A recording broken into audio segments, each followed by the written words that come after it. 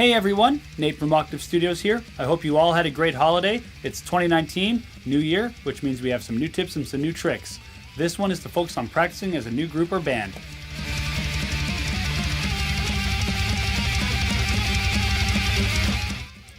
Alright, so what should you be focusing on as a new group or a new band? Well, the first thing you got to develop is chemistry as a unit. Now, one of two things will happen when you get together. Either you will jive right off the hop, you'll be able to riff around, jam around, write a few rough tracks here and there, in which case keep doing that. Write as much material as you can, work on it away from practice, and write more stuff, and eliminate the stuff that you don't feel is working right away. We want to get used to shelving stuff as we go and working on new stuff. You don't want to hit roadblocks, constantly moving forward. Eliminate what doesn't need to be there, work on the stuff that's awesome, keep working on new riffs, keep jamming, keep figuring out what it is you want to do. Now, if you can't get that right off the hop, this is where covers will come in handy. You can learn a song that each individual maybe already knows beforehand.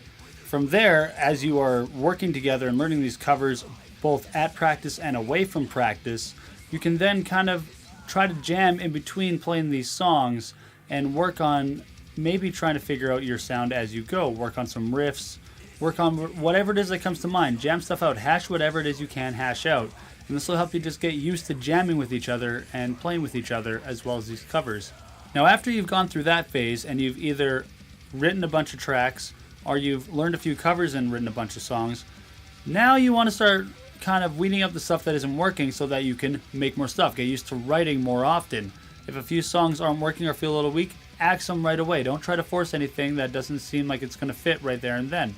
Work on then writing new material. Work off what you have done and what you haven't done, and know that everything is new. Don't try to naysay anything that maybe didn't work in one song if it works well in another song and you axe the previous one. If a riff is good but everything else is crap, maybe you can figure out something else for that riff. And now, to kind of go further in depth on that, this is where we can take a few things that we learned in the previous video on demoing and filming and take it in for yourself. You can take your phone and put it in a sock, like put your phone in a sock and put it upstairs. This is something a buddy of mine had told me, and it's actually really helpful. On top of using your phone, if you actually put it in a sock and put it upstairs, now you'll get a bit more, I guess, muffling on the phone, and it'll help isolate everything a lot better. You'll get a bit of a clearer recording of your jam, and you can go through all your songs and listen to how you are, get a bit tighter, work on your material through then. Or you can take the recording route, or you can film all your stuff. Filming all your stuff has benefits that we'll touch on in video 4 in regards to how that can help you with stage presence. And then lastly, what you want to do, bring some people over. Get their opinion on your music and how you're doing. They can give you some feedback on what they think maybe your live sound is like, what they like about your sound, what they dislike about your sound. Maybe there's a song in there that was really catchy and they really dig it.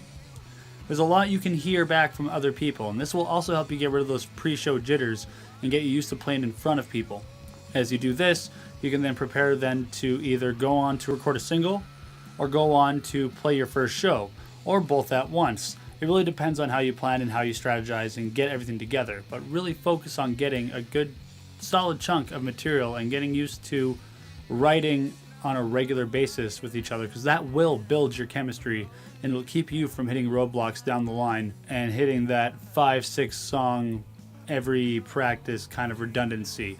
This is why you want to practice away from home as well as at home, because it'll free up your practice time together.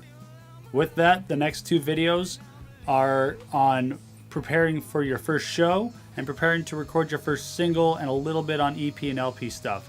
You can do either or after you get past this stage, or you can do them both together. I would personally advise going the single route and then your first show, but if you really need to get the experience of playing out there and get the experience of working together as a unit and writing material, go the show route first and test out your stuff and really figure out what works for you there.